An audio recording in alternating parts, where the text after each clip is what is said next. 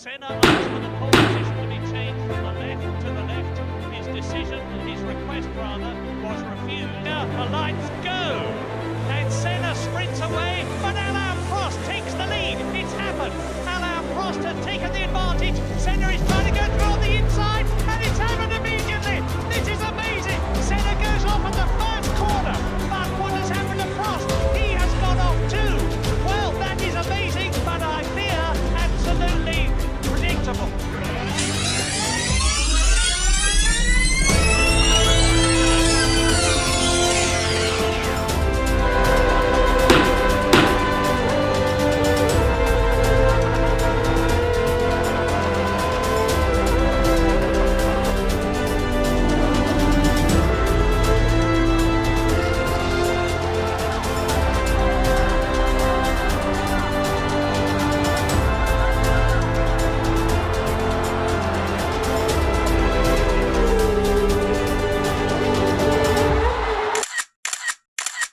É 22 de outubro de 1989. Alain Prost era o líder do campeonato de Fórmula 1, com 76 pontos contra 60 pontos de Ayrton Senna.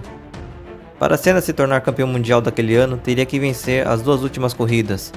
E naquele grande prêmio do Japão, Ayrton tinha feito a pole position e largaria em primeiro e Prost em segundo. O francês precisava apenas terminar à frente do piloto brasileiro ou garantir que ele não vencesse, para conquistar o título. Ayrton, porém, teria que vencer a corrida para manter viva sua chance de ganhar o campeonato. Logo na primeira curva, Prost assumiu a liderança e vinha fazendo uma corrida sólida.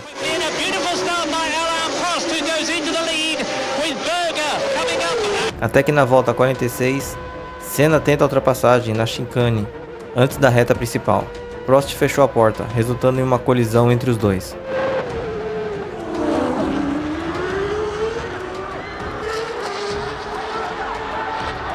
O francês saiu do carro e voltou andando para os boxes, enquanto Senna pediu ajuda para os fiscais e conseguiu voltar para a corrida, cortando pela chicane. Ele entrou nos boxes, reparou os danos de sua McLaren, voltou para a corrida e terminou em primeiro.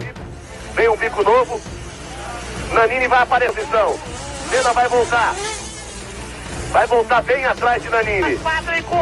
Brasil!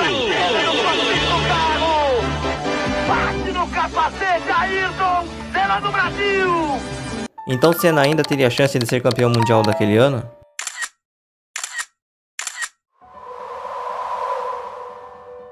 3 de junho de 1984, fortes chuvas tomam conta de Mônaco no dia da corrida. Alain Prost, piloto da McLaren, larga na pole position. Era a sexta etapa da temporada e Niki Lauda liderava o campeonato mundial. Prost estava na disputa. Durante a prova, muitos pilotos abandonaram a corrida, em decorrência da chuva, incluindo Nigel Mansell, que chegou a liderar a prova.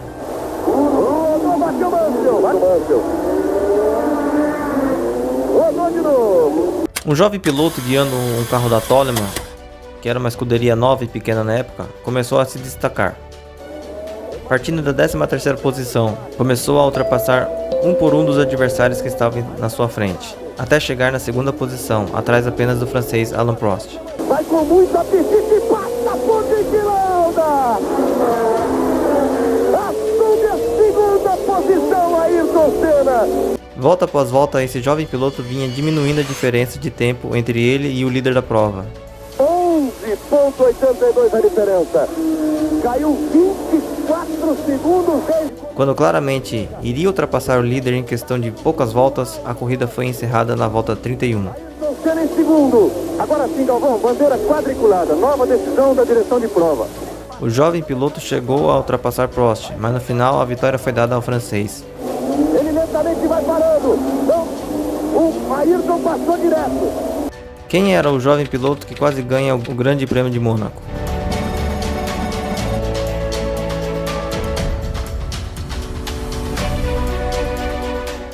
Quem cancelou a corrida?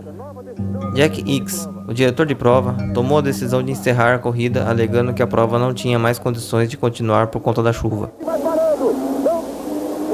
Mas anos depois, o belga Jack Ickx confessou que cedeu à pressão do presidente da FISA para encerrar a prova.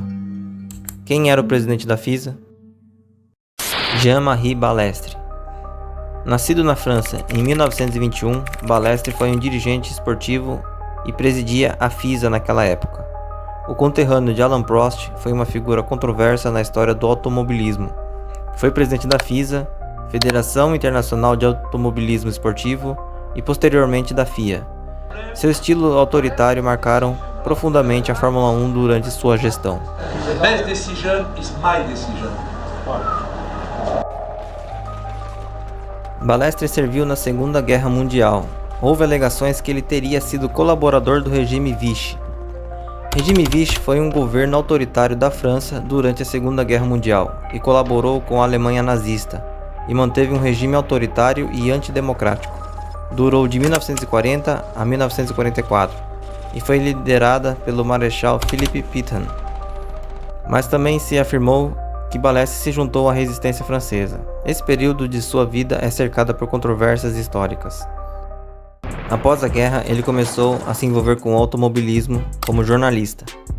Mais tarde ajudou a fundar uma revista de automobilismo e começou sua influência nas organizações esportivas.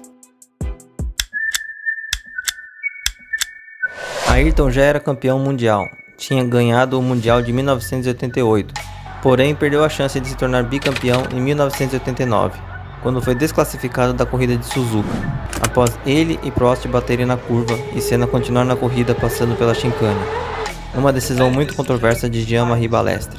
Senna se sentiu prejudicado pela situação e disparou contra a FISA, comandada por Balestre. Ficou claro que a pressão de grupos políticos e econômicos manipulou nos bastidores para fazer de Prost o campeão mundial, disse o brasileiro em uma coletiva já em seu país. Ayrton Senna foi suspenso pela FISA por causa de sua declaração, e ele perdeu sua superlicença para pilotar em 1990, enquanto ele não se desculpasse publicamente. Senna emitiu uma carta meio esfarrapada e a FISA interpretou como suficiente para devolver a superlicença e Senna foi inscrito para a temporada de 1990. Agora, em 21 de outubro de 1990, o piloto brasileiro tinha a vantagem de pontos, 78 pontos contra 69 de Prost. Porém, neste ano algo tinha mudado, o francês agora era o piloto da escuderia Ferrari, enquanto o brasileiro se mantinha na McLaren. A grande ironia naquele grande prêmio era que faltava apenas 2 corridas restantes e Prost precisava vencer em Suzuka para manter vivas sua chance de título, enquanto para Senna bastava que o francês não pontuasse para se tornar bicampeão mundial de Fórmula 1. Exatamente o que tinha acontecido no ano anterior, mas agora Ayrton era o líder do campeonato. A confusão já começou quando o piloto da McLaren conquistou a pole position. Senna sairia em primeiro no grande prêmio daquele ano, mas ela estava localizada no lado sujo da pista, à direita, com menos aderência. Prost largaria em segundo, no lado limpo da pista, com clara vantagem na largada. O brasileiro chegou a reclamar com os organizadores, pedindo para ir para o lado limpo, mas foi negado, e Senna voltou a acusar Balestre de favorecer seu conterrâneo. 3, 2, 1. Clear, the lights go! And Senna sprints. Logo na largada, Alain Prost toma a primeira posição, claramente por causa da vantagem do lado limpo da pista. Mas determinado a não perder a posição, Ayrton manteve sua linha e ao chegar na primeira curva, a McLaren do brasileiro acaba colidindo contra a Ferrari do francês. Ambos os carros saíram da pista e ficaram atolados na brita, e a corrida acabou para os dois pilotos. Como resultado do acidente, Prost não pontuou e Ayrton Senna confirmou o título daquele ano, se tornando bicampeão mundial. Senna admitiu posteriormente que não desviou porque estava decidido a manter sua posição e alegou que Prost sabia que ele não cederia. Mas claramente foi uma resposta ao ano anterior, onde o francês foi campeão da mesma forma e no mesmo GP. Muitos fãs e comentaristas ficaram divididos entre condenar ou defender sua atitude. Para muitos foi uma questão de justiça pelo ocorrido em 89.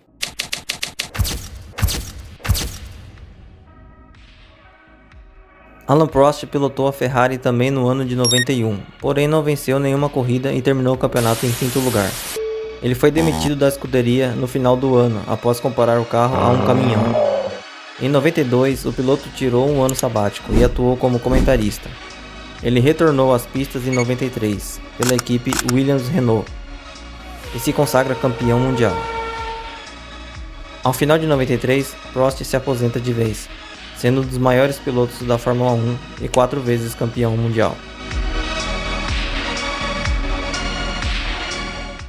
Jean-Marie Balestre viu sua influência começar a diminuir após 1990. E em 91 Balestre perde a presidência da FISA para Max Mosley, que representava uma nova geração. Essa derrota marca o fim da hegemonia dele no esporte, porque a FISA era o órgão responsável pelas regulamentações da Fórmula 1. Entretanto, ele ainda era presidente da FIA, mas ele acaba se tornando totalmente irrelevante quando a FIA absorve a FISA e Mosley assume a liderança geral. E aos poucos Balestre foi se afastando das atividades da entidade. Em 1996, em entrevista ao jornal francês L'Équipe, ele finalmente admitiu que ajudou Alain Prost na decisão de 89.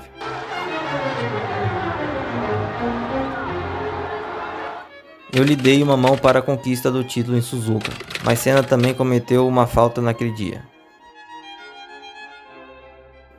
Jean-Marie Balestre morreu em 2008, aos 86 anos, na França.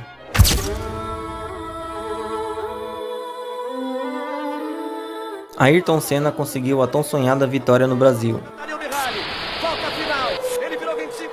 Interlagos em 1991, com aquela cena histórica dele vencendo com apenas a sexta marcha. Ayrton Senna do Brasil, de vitória de Senna, de ponta a ponta. E ao final desse mesmo ano, se consagrou mais uma vez campeão mundial, se tornando tricampeão. Em 1992, terminou o campeonato em quarto lugar. Nigel Mansell e sua Williams, com suspensão ativa, foi campeão naquele ano. No ano seguinte, em 93, após a volta de Prost para as pistas, Senna termina a competição em segundo lugar, atrás do francês que estava na Williams. Em 94, Ayrton sai da McLaren e vai para a Williams. Porém, na vez de Senna usar o carro com suspensão ativa, o regulamento baniu o dispositivo. O brasileiro acabou tendo dificuldades com o carro e abandonou as duas primeiras corridas, Brasil e Pacífico. E na terceira corrida do ano em Imola, na Itália, aconteceu a tragédia que tirou a vida da lenda brasileira.